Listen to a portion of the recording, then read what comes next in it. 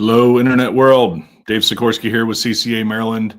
Wanted to give you an update today on what's happening with striped bass. The Maryland Department of Natural Resources is now seeking public comment through November 29th. And so I wanted to click you through what is at stake here, or what they're looking for input on, and how you can provide your voice to the process. So I'm going to share a screen here. Here is the changes to fisheries regulations website that DNR has. A lot of these things are not open, and so you'll see a lot of these different titles are from past actions or things that are on hold, but open for comment as it shows here with the red font. You click that, striped bass recreational seasons. You look up here and you see this URL in this toolbar. That you can save that. You can benchmark or bookmark that.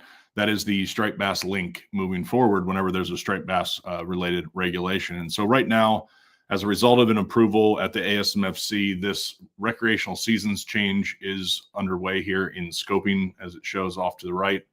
You can look at their small business compliance guide. And so what that does is it opens up information, and they call it the small business compliance guide because DNR is required to do this as part of a rulemaking or legislative effort that said, in order to support the public, but also small businesses, we need to provide these certain types of metrics and impacts that a regulation can have. And so this is pretty standard on regulations that you see. You can work through the table of contents and the summary. I'm a pictures person, and there's some pictures. And so that's really what's on the table here being considered. So it's either current regulations or an adjustment, which will remove that closure from April, which occurred back in 2020, to shift some things around and play politics with our seasons and our fisheries. We never saw April being closed, not to be confused with when the trophy season was closed in 2024. That was a proactive measure. April, when we speak to April, it's about catch and release. And so this is a return to the first part of the year having catch and release be available to anglers. And this is limited to certain map areas that we'll talk about in a minute. And then May 1st through July 31st would be a harvest period under the new proposal. And that's not trophy fish. That is the 19 to 24 inch slot, one per person per day. And then a no target period, instead of being July 16th to 31st, would be August 1st to August 31st. And that's the hottest period of the year. And if not, it's just after the hottest period of the year. And so this idea came about because of the conditions. We saw lots of hypoxia and problems because of the utter failures to mitigate nutrients going into our bay in many ways.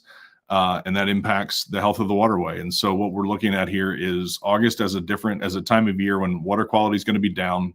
Fish will be stressed from already coming through a July period when water quality is starting to go down.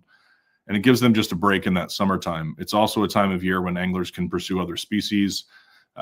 Spanish mackerel and bluefish are out there in the bay. Hopefully schools of red drum and other species that can fill that gap for a month will provide commerce and access to the fishery. But this was ultimately a trade-off that came out of the task force on this topic that DNR held earlier this year. And then a harvest season would open September 1 through December 5th. And this was approved by ASMFC because these two season structures are considered equivalent.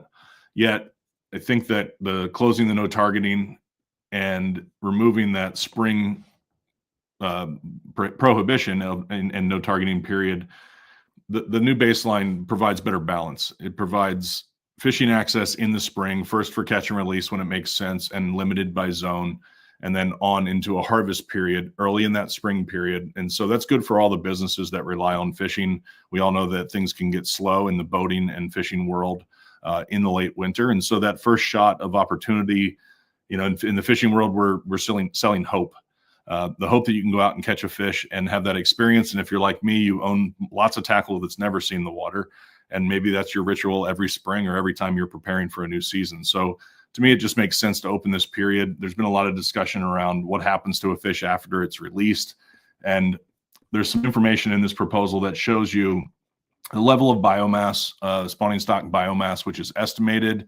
And then these bars are the young of year or recruitment of fish coming into the system. And so you can see this 5-year spring closure does not correlate with an increased young of year return or increased spawning success.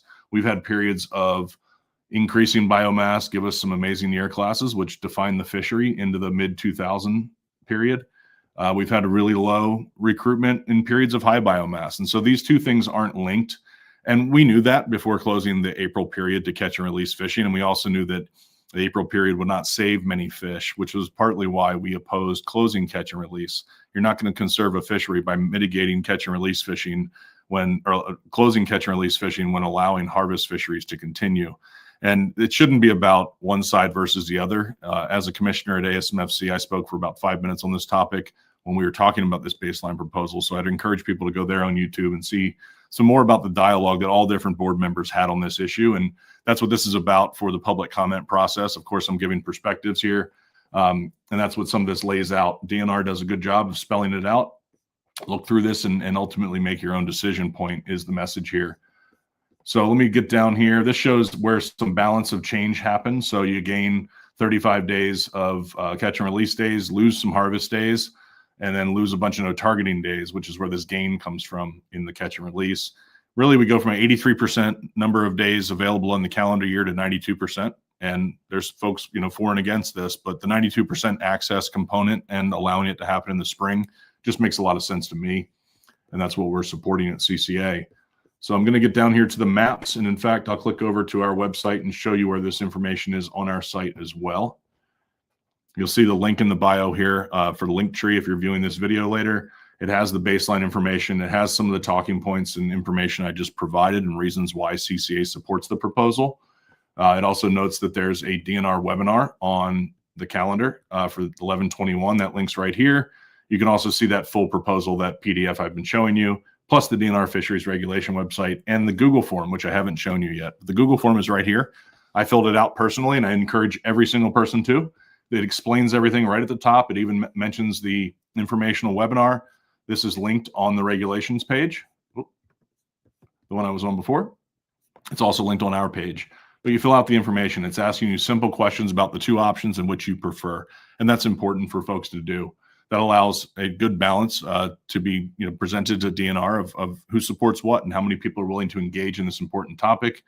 Again, on the DNR calendar, here is the information about the meeting on Friday, the webinar where Mike Louisi will be leading a conversation. Here's another link to the PDF and the information on the website.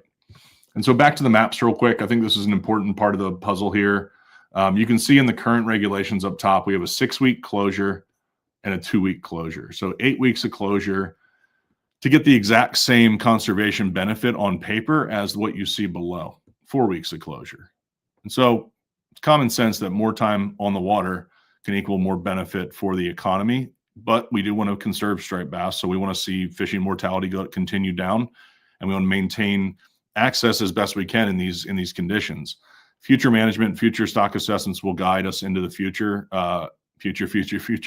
make lots of different changes that, there will be changes upcoming on the striped bass front. And the bigger picture is that the board will be organizing a work group to determine regulations moving forward and how we want to reply to the next stock assessment and what that means for the 2030s when we're thinking regulatory wise or regulation wise, what is going to happen into the 2030s, because that's the reality of where we are. So back to the maps. The lower ones are the proposal here, and these will look familiar to folks that have fished Maryland for the last 30 years. It wasn't until these last 5 years that we had this closure in April.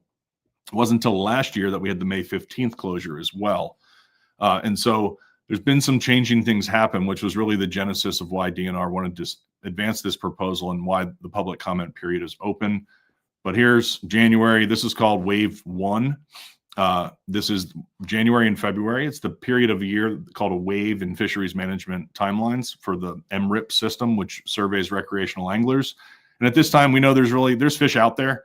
There's been a wintertime bite even in December in past years, but it's been a catch and release bite of big fish, cold water. That means high survivability. And of course, you want single hooks, you want barbless, you want to remove these hooks quickly and lean over there and let this fish go as quickly as possible during all these cold water periods. So we move into March and April. And again, this is exactly what we've had for many, many years. What was different was that the trophy season below a certain line, I believe the Brewerton Channel, if not the Bay Bridge, the trophy season opened in the last week or so of April. It was like the third Saturday of April for quite some time. And that was done away with when April was closed outright. So March and April, the next 2-month period, it's called a wave. And so this is when we start having data collection happening in the state for striped bass. You can see the red areas. The red areas are where striped bass spawn. That means you're not allowed anywhere near them. On the chop tank, it happens to be around Kingston. So just below the Tuckahoe here, right in here is a big flat, and it's that perfect area where the fish come to spawn and have for generations. They get the right turbidity, the right stretch of conditions, the right chemistry in the water, the right moon. They slide up in there, and that's what causes the development of eggs in these fish just prior to spawning. And there's lots of good information on this. I think it's something like 24 miles out to the line at the mouth of the chop tank, the river I'm talking about, to where recreational anglers can have a chance to catch and release a fish. And so you'll hear a lot about eggs falling out of fish, all these types of things. And yes, Maryland has a history of targeting and harvesting spawning stock fish, just like many fisheries do up and down the coast. But that's not what this is about. This is about providing some access, just like we have for 30 years, for people who have shaped the fishery or their businesses towards this spring period, being able to catch and release the fish of a lifetime, and then quickly move into a May period, May 1st to 31st. This is also probably pretty familiar for folks. We've had an incremental increase of access throughout that May period. If you fished May recently, you realize, yeah, there's some outgoing big fish, but mostly you're starting to get the small male fish at that point, the schoolies.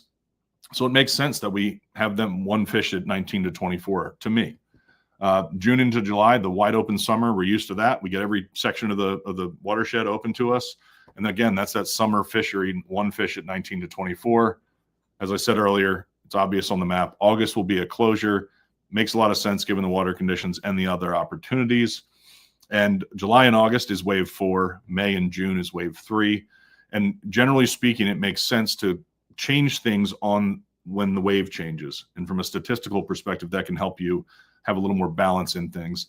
I think it also makes sense to open and close things on the month start or the month end. I think that's just easy for folks to remember.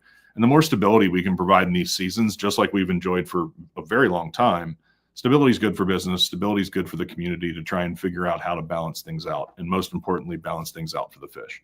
So anyway, we would close out our year if DNR approves these regs with a September 1st through the December 10th. Again, same slot limit that's happening bay-wide with the recreational fisheries. And so you're catching these small fish. There are less of them, but we know that even if effort changes, catchability of these fish is down, generally speaking, and therefore fishing mortality is down. And that's what managers are managing here. If I had to simply put it, there's a lot of other places we need to be looking to conserve spawning stock and fish becoming spawning stock before looking at the recreational anglers of Maryland. And just for the businesses and everyone else involved and everything I've heard as sitting as a commissioner at the ASMFC, this baseline adjustment proposal makes a lot of sense. So regardless of whether you agree or not, I encourage you to click on that link there or go back to the DNR pages and find this form and fill it out.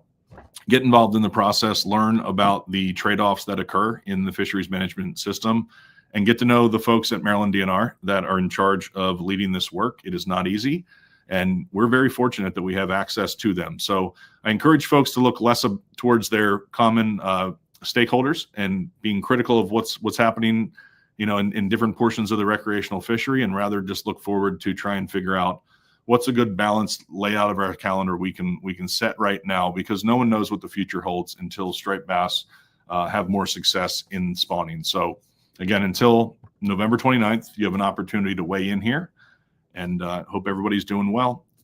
Get your voice heard, click it, and reach out if you have any questions. Thanks.